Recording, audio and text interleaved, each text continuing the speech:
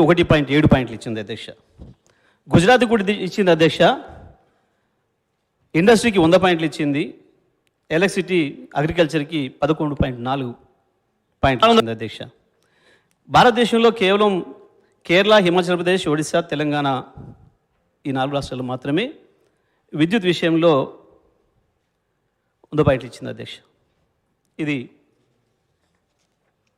నీతి ఆయోగ్ ఇచ్చింది, నేను చెప్పుకుంటుంది కాదు.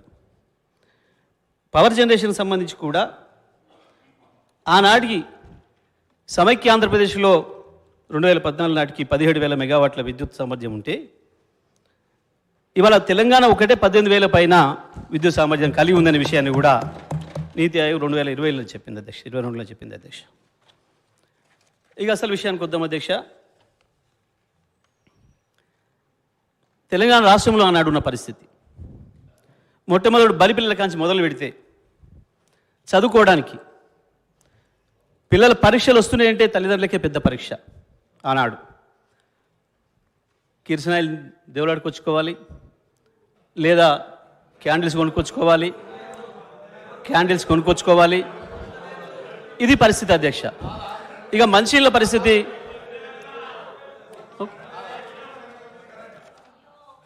మినిస్టర్ గారు సార్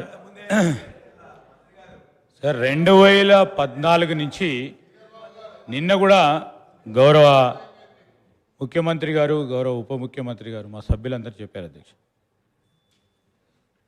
నీటి వనరులకు సంబంధించి 2014 నుంచే మొదలైనవి.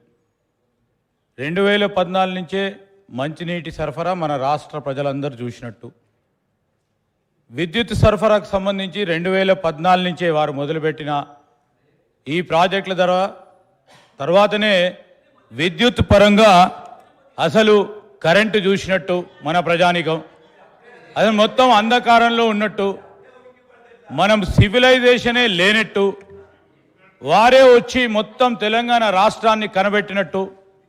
ఈరోజు ఎక్కడ కూడా రాష్ట్రంలో విద్యార్థులు ఎక్కడ కూడా విద్యుత్ పరంగా చదువుకోనట్టు చెప్తా ఉన్నారు అధ్యక్ష. నేను గౌరవ మంత్రి గారిని కోరుతా ఉన్నాను, వారు చేసిన ప్రగతిని చెప్పమని చెప్పండి తప్ప 2014 కంటే ముందు ఏ విధంగా ఉందో మేము కూడా చెప్తాం అధ్యక్ష.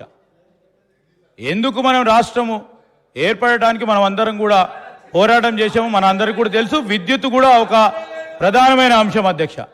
ఈరోజు వారు నేను ఎందుకంటే మొదలే మాట్లాడుతూ ఉన్న తరుణంలో మీరు ఎప్పుడు కూడా అధ్యక్ష మేము చెప్తా ఉన్నాం అధ్యక్ష, నిన్న డ్రింకింగ్ వాటర్ సప్లై గురించి కానీ ఫైనాన్సెస్కి సంబంధించి కానీ అసలు వారు లేకుంటే అసలు ఈ రాష్ట్ర ప్రజలే అసలు ఏది కూడా చూడనట్టు, ఏది కూడా అనుభవించినట్టు మాట్లాడుతున్నారు అధ్యక్ష. Please try to educate. వారు ఏమన్నారు, మా డీసీఎం గారు లేచి మీ సూచనలు మీ సలహాలు ఇవ్వమని కోరిండు.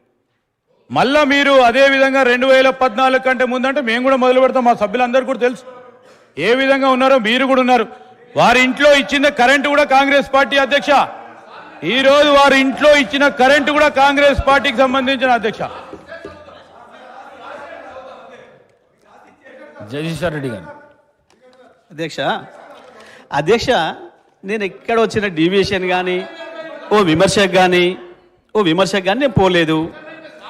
ఎందుకంత తొందర పెడుతున్నారో నాకు అర్థం కావట్లేదు అధ్యక్ష. మరి వారే చెప్పిండ్రు, నిన్న 1956 నుంచి మొదలుపెట్టి వచ్చిండ్రు. వారే నిన్న 1956 నుంచి మొదలుపెట్టి వచ్చిండ్రు, ఇక్కడ దాకా తెచ్చిండ్రు.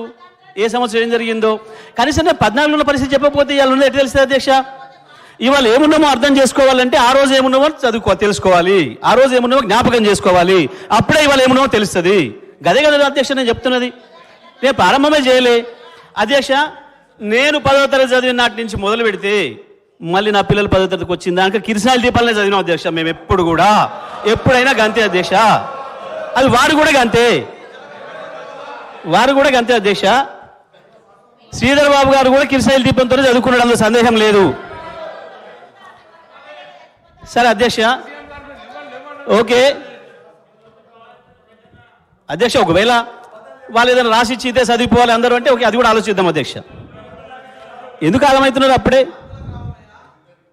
అధ్యక్ష? ఇక మంచినీళ్ళ పరిస్థితి, విద్యార్థుల పరిస్థితి, అది మంచినీళ్ళ పరిస్థితి, మంచినీళ్ళు ఇంటికి మంచినీళ్ళు రాలే.